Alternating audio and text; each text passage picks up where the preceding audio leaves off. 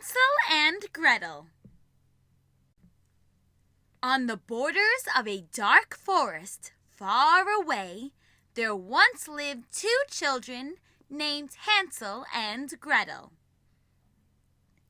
They lived with their father, who was a woodcutter, and their stepmother. They were very poor, and sometimes they didn't have enough to eat. When winter came, the food was very scarce. The stepmother, who hated Hansel and Gretel, suggested to her husband, "We must get rid of the children. Tomorrow we will take them into the woods and leave them there. They will never be able to find their way home." "Oh no," said the father.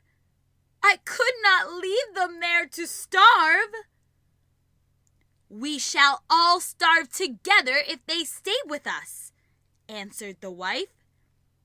"So it will come to the same thing in the end." And she made her husband promise to do as she said. Although it was late, Hansel and Gretel were awake, and they could hear all the plans that were being made. Gretel was scared to death, but Hansel told her, "Do not cry, little sister. I will take care of you." Hansel then went outside and filled his pockets with as many little rocks he could find. He then went to sleep, prepared for the next day. Very early in the morning, the stepmother woke the children. "You shall go with me to the forest today while your father works," she said, and off they went deep into the forest. While they were walking, Hansel would drop a little rock on the road to mark the way they were taking. They were already very far away from home when the stepmother told the children, "We need to light a fire. Go and find as many sticks as you can." Right at that moment, the stepmother ran away, leaving the children all alone in the forest. But Hansel told his little sister not to worry. They would simply follow the trail of rocks he had left behind to find their way home again. The stepmother was so angry to see the children coming back home. She decided to quickly take them back into the forest. She gave a slice of bread to each of them, and off they went. But this time, Hansel didn't have enough time to collect more rocks. On their way to the forest, Hansel would drop small breadcrumbs to mark the route they were taking. They were very far away from home, and the night was falling. The stepmother managed to sneak away from the children, leaving them all alone once again. Hansel wasn't worried. He told his sister, "I'll easily find our way home as I marked the road with breadcrumbs." But Hansel quickly discovered that the birds had eaten every crumb. So the children were lost and very hungry. Hansel and Gretel wandered through the forest for hours, and they were feeling very weak. Suddenly, they found the most wonderful cottage they had ever seen. It was built entirely of gingerbread and decorated with cookies. The windows were made of transparent candy, and the steps of toffee. Hansel and Gretel took a piece of gingerbread in one hand and a pane of hard candy in the other, and sat down on a toffee step to enjoy themselves.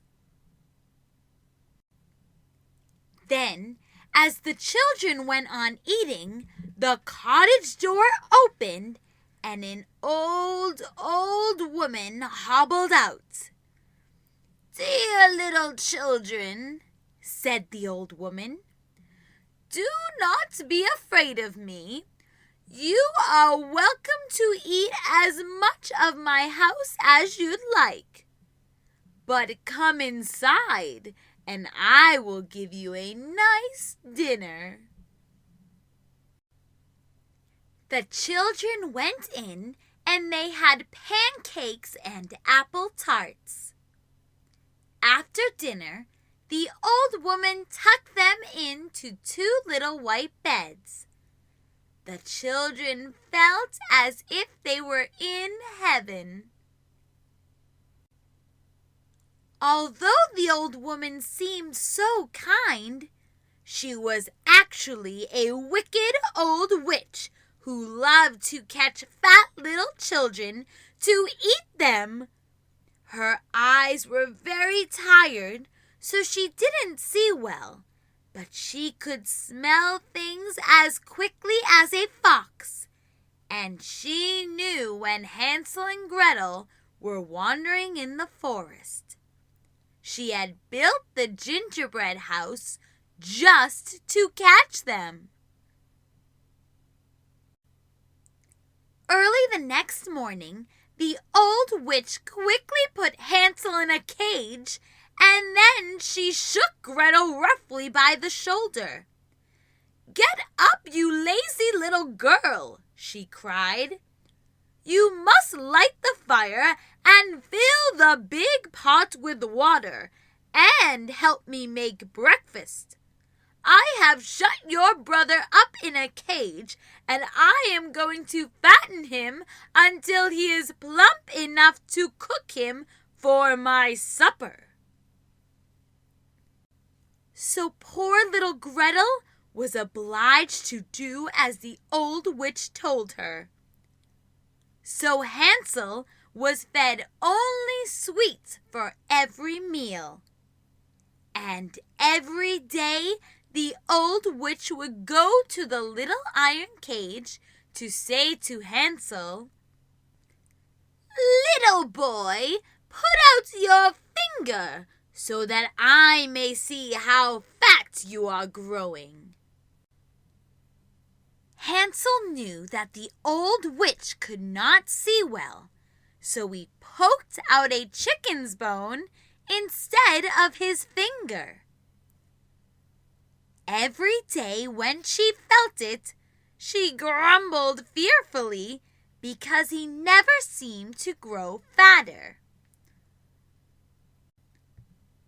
At last she could wait no longer, and she said to Gretel, "I am going to cook your brother for dinner.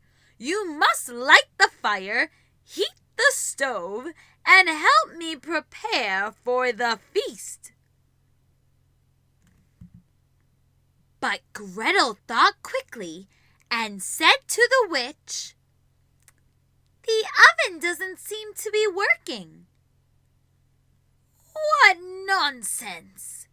said the witch. "Let me check." The old witch poked her head inside the oven.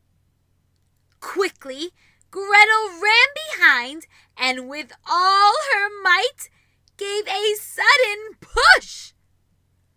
The old witch went head first into the oven.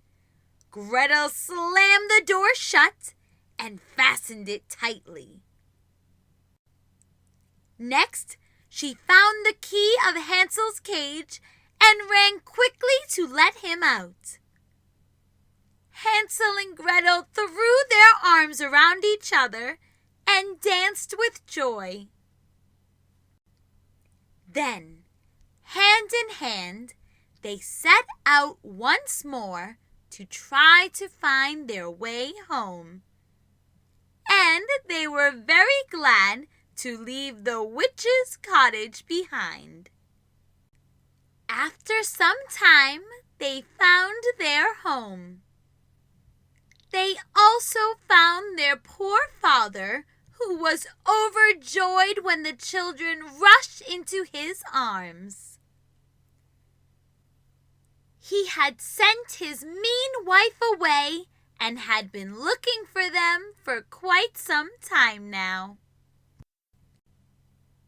They were reunited again, and they all lived forever in great happiness. The end.